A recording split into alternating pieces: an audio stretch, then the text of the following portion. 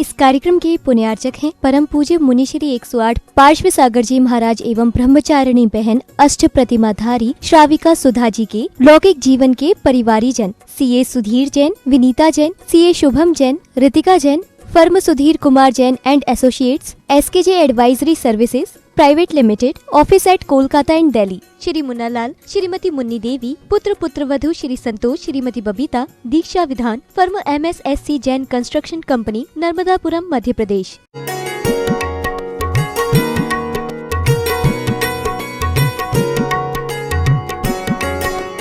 और ओम का उच्चारण करते समय अपने आप ही उसमें पांचों परमेष्टि को गर्भित करते जाओ और उनको नमस्कार करते जाओ, तो पांचों परमेष्टि को नमस्कार भी हो जाता है और विशेष छाती से पुण्यार्जन होता है, क्योंकि भाव पूर्वक किया है।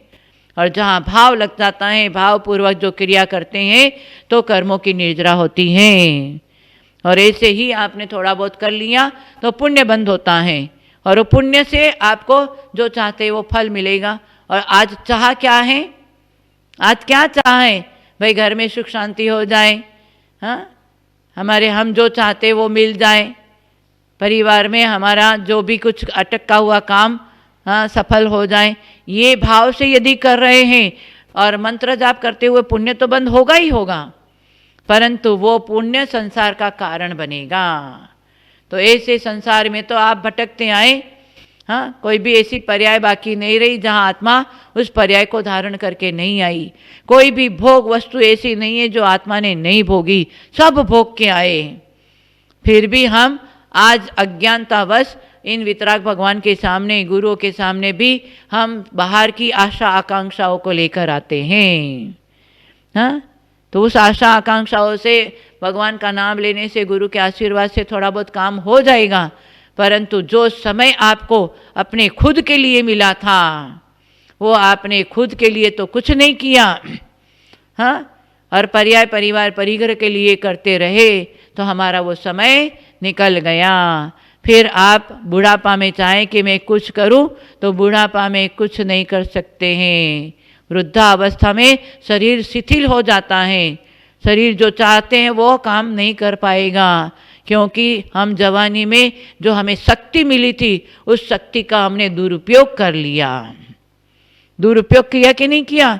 शादी कर लिया, 2 पैर के 4 पैर, 4 पैर के 6 पैर, 6 पैर के 8 पैर, संसार बढ़ाते गए, हाँ। उसमें हमारी जो शक्ति थी, वो शक्ति का दुरुपयोग, ब्रह्मचर्य का पालन नहीं किया, शक्ति का दुरुपयोग किया।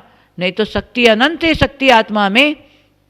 जब शादी नहीं करते तब तो बोलते ये भी काम कर लूँगा, वो भी कर लूँगा, 50 काम कर लेंगे, क्योंकि आपके अंदर वो शक्ति है, अनंत शक्ति वाला आत्मा है।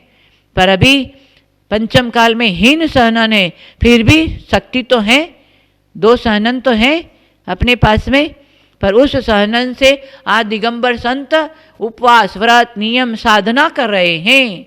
सहनन तो उनका भी हीन सहनन है और संसारी जीवों का भी हीन सहनन है, परंतु हीन सहनन होते हुए भी साधु संत साधना में लगाया हुआ है उस शक्ति का। और संसारी क्या करते हैं?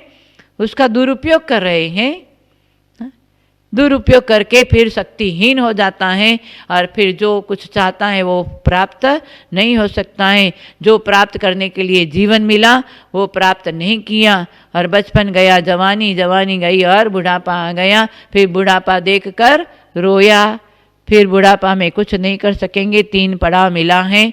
तुम्हारे घड़ी में कितने कांटे होते हैं? 3 कांटे होते हैं घड़ी में। 1 सेकंड कांटा होता है, 1 मिनट का कांटा होता है, और 1 घंटे का कांटा होता है। सेकंड कांटा कितना जल्दी जल्दी भागता है, वैसे बचपन फटाफट भाग गया। और मिनट का कांटा थोड़ा सा और धीमे चलता है। जवानी में हमको कुछ करना है, और जवानी फिर ऐसे धीरे धीरे भोग वासना में चली गई। फिर वो घंटा का कांटा घंटे का कांटा तीसरा है, माने वृद्धावस्था। फिर कहेंगे टाइम पास होता नहीं है, हाँ। जवान बोलता है कि टाइम मिलता नहीं है, और बुढ़ापा के क्या कहता है, हाँ, क्या बोलता है? टाइम पास नहीं होता है, हाँ। पहले ज़माने में कहते हैं कि अभी उम्र नहीं है, और जब बुढ़ापा आता है तो बोले अब उम्र नहीं है। हाँ, ये छोटी छोटी बातों को समझना है, और ऐसे समझ करके हमें जो अब शेष जीवन रहा है उसमें कुछ विशेष कर लेना, तो अंत भला तो सब भला हो जाएगा। फिर परमात्मा आपको मरण को सुमरण रूप में परिवर्तित कर देगा। कौन करने वाला परिवर्तित? हमें खुद को परिवर्तित करना पड़ेगा।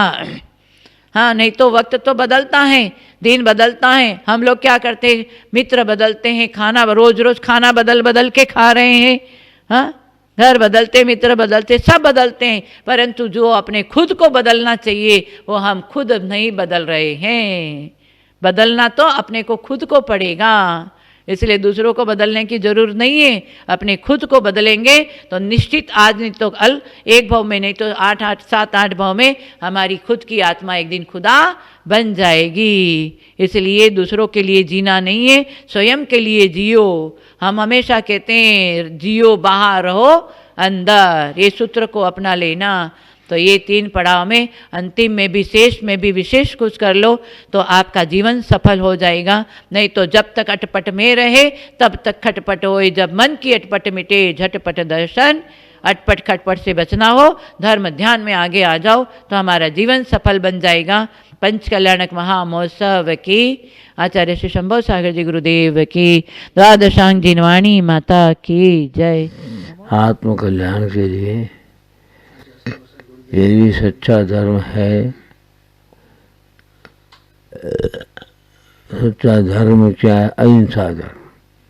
जहाँ अहिंसा है वहाँ धर्म है, जहाँ अहिंसा नहीं है वहाँ धर्म नहीं है। ऐसे बताया। जो मुमुक्षु है, निजात्म कल्याण चाहता है, उसके लिए यह तत्वार्थ सूत्र है।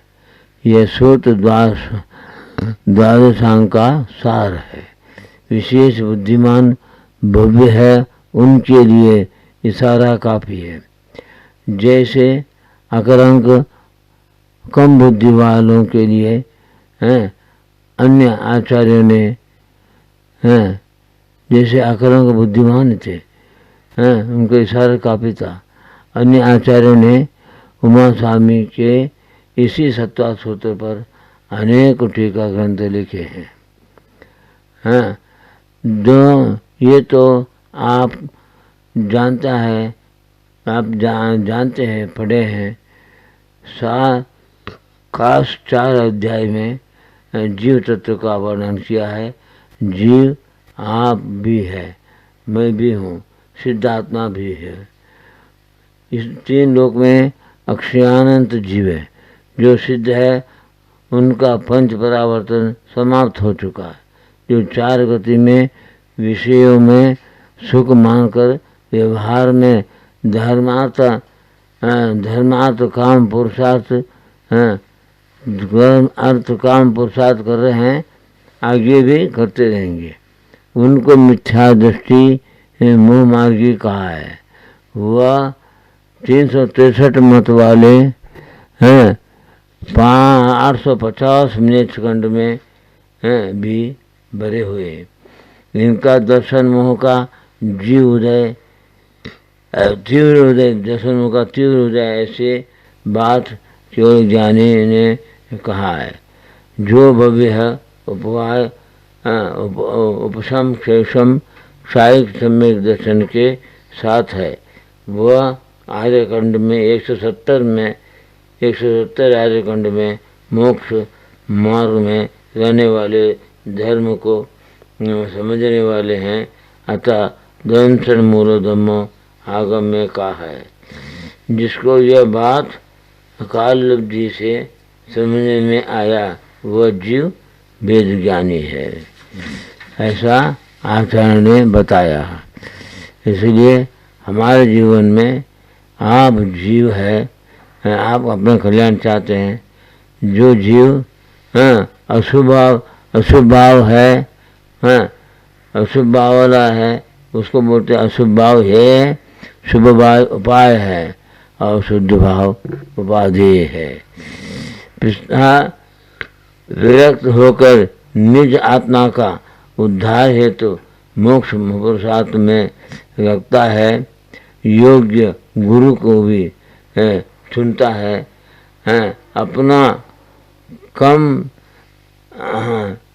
योग्य गुरु को अपना करके 44 दोष रहित सम्यक आचरण से निज कृत कर्म के पर्याय से परिवार से परिग्रहों की मूर्छा ममत्व को त्याग कर जीने के लिए शरीर होकर को शुद्ध आहार भी शुद्ध आहार पानी देकर समिति से ग्रहण कर शरीर की रक्षा करते हुए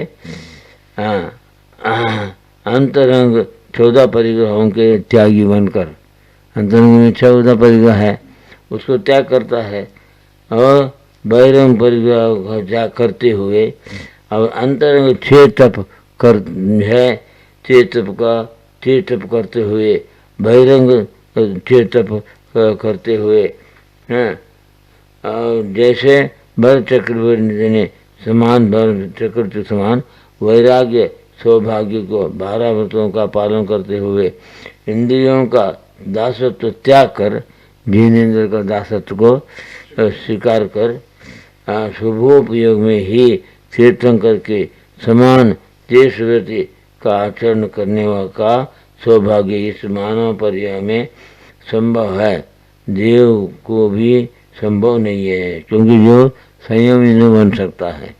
इस मानव पर्याय में एक आत्मा हूँ मैं, यह ज्ञान करण लब्धि से प्राप्त होता है। आचरण करण लब्धि से प्राप्त होता है। वह भाग्यशाली जीव ही सम्यक आचरण के साथ संयम आचरण हेतु भावलिंगी मुनि एवं की संगति करता है। ऐसे मुनि धर्म ध्यानी इस पंचम काल में विरले है, क्योंकि पंचम काल में जो ना पंथ वेद मनवेद वाला साधु भी है। इसके कारण बहुत ढूंढना पड़ता, अच्छे साधु को, अच्छे विद्वान को, अच्छे सावक को ढूंढना पड़ता है। आगे आगे वो भी अभाव हो जाएगा, समझे। लेकिन विजय क्षेत्र में ऐसा नहीं, विजय क्षेत्र में साक्षात तीर्थंकर है, इसलिए वहाँ कोई पंथ वेद मन वेद मतवेद नहीं है, समझे। किंतु अभाव नहीं है, 6 काल में अभाव है, 6ठे काल में अभाव है। हमें पंथ वेद मतवेद मनवेद रहित होने के लिए आगम चक्षु बनना होगा। आगम चक्षु आगम का ज्ञान है, वो ये पंथ वेद मनवेद के झगड़े में नहीं पड़ता है। इसलिए हे जीव, तू कर्म कम से कम समझे, इस जीवन में बूंद रूप में भी आचरण करे। अहिंसा का आचरण भी कठिन है, समझे। अहिंसा का आचरण भी कठिन क्यों है? जो गुरु है, गुरु की बात भी नहीं मानते। गुरु आगम की बात बोलता, और गुरु की बात नहीं होता, अपना बात चलाता। ऐसा भी है इस पंचम काल में ज़्यादा हो रहा है। यह सूत्र हमारे आत्मा को जगाने वाले हैं, तत्वसूत्र हमको जीवन में जगाने वाले हैं, क्योंकि पहले से 4 अध्याय बताया है कि निगोह से असह्य पर्याय तक मैं जीवात्मा दर्शन ज्ञान चेतन वाला एक गायक हूँ, यह ज्ञान नहीं था। सही होने के बाद भी पुद्गल को ही मानकर पुद्गल को ही शरीर मानकर, पुद्गल को ही मैं मानकर, मैंने शरीर को ही मैं मानकर, शरीर को मैं मानता, परिवार को मुँह से अपना मानता और परिवार को अपना मानता। ये वेद ज्ञान रहित भाव है। इस भाव से क्या करता, षड्रस में ही सुख मानकर पुरुषार्थ करने का करते रहा, आत्मा को नहीं जाना। सब रस गंध वर्ण और कर्ण के 27 विषय हैं। स्पर्श रस गंध वर्ण कितना विषय है? 27 है। और इसमें मन उलझा हुआ। कौन सा मन? भाव मन। द्रव्य मन को तो नहीं, वो तो पुद्गल के आकार वाला है। द्रव्य मन तो केवल ज्ञान को भी है, लेकिन वो काहे काम करने। जो केवल ज्ञान कौन है? भाव मन को जीता, भाव मन को जो है संकल्प विकल्प को जो है बचाया, समझे। संकल्प से बचाने से, भाव मन रहित होने से, निर्विकल्प ध्यान से हैं भाव मन को उसकी केवल ज्ञान हुआ, समझे। इसलिए क्या केवल ज्ञानी जो बोलते हैं उसकी बात जिसको आत्मा कल्याण करना है वही मानेगा, वही चाहेगा। इसलिए इस दुनिया के लोगों का इकट्ठा करके हैं हमको हमारे मान बढ़ाई के लिए उपदेश देने का नहीं है, आत्म शुद्धि के लिए उपदेश देना है। इसलिए तो दुनिया क्या करता है? 27 विषय में मन उलझा हुआ, स्पर्शनेन्द्रिय सुख हेतु, रसनेन्द्रिय सुख, स्पर्शनेन्द्रिय सुख, इसकी इच्छा करते नर पशु में काम क्रीड़ा करते हुए पाप से नरक पशु गति में जा करके उत्पन्न होता है। क्योंकि 2 इंद्रियों के सुख के कारण, कौन सा? रसनेन्द्रिय। रसनेन्द्रिय के सुख के कारण भाई सबक सेवन करता है, उसको काम क्रीड़ा करने की इच्छा होता है। स्वर्ग में रसनेन्द्रिय सुख नहीं है, हाँ, क्योंकि शरीर में कोई प्रकार का रोग नहीं, खाने पीना नहीं है, लेकिन रस स्पर्शनेन्द्रिय सुखों को इच्छा करके देवी की सत्ता के साथ क्रीड़ा करके पृथ्वी जल वनस्पति में जन्म लेता है। इसलिए ये जो है आचार्य ने 5वें अध्याय में बताया। 4 अध्याय में जीव तत्व को वर्णन किया, 5 अध्याय पुद्गल को वर्णन किया। स्पर्श रस गंध वर्ण में ये आत्मा जो सुख मानता है, इसीलिए तेरे को आत्मा का सुख में नहीं मिलने वाला, इसलिए पुद्गल का वर्णन किया है। और 6ठे अध्याय में 57 आश्रयों का वर्णन किया है, समझे। और सामान्य आश्रय की बात है। और 7वें अध्याय में वो भी आश्रय वर्णन कर किया कि वो कुछ पुण्य करता, व्रत नियम संयम बसे, तो वो पुण्य करता है, नहीं पुण्य करके इतना पुण्य करता 9 ग्रह तक भी जाता है, लेकिन फिर भी सम्यक्त्व नहीं हुआ है, आत्म शुद्ध नहीं पाए। तेरे कषाय परिणाम से स्थिति अनुभाग से दुर्गति बताया, हाँ, और कोई दुर्गति के कारण कषाय परिणाम से दुर्गति होती है। 8वें अध्याय में क्या किया? बंध का वर्णन किया। प्रकृति प्रदूष बंध है, केवली को भी है, लेकिन स्थिति अनुभाग बंध कषाय से होता है, समझे। इसलिए तेरे को कषाय से बचना होगा। हाँ, क्या बोलते? कषाय से बचो, कषाय को उपशमन करो और इंद्रियों का दमन करो और समाधि से मरण करो। ये 3 बात याद रखने का। 9वें अध्याय में 57 संवर का वर्णन किया, समझे। सम्यक तो पूर्वक जो है जो आचरण है उसको संयम बोलते हैं।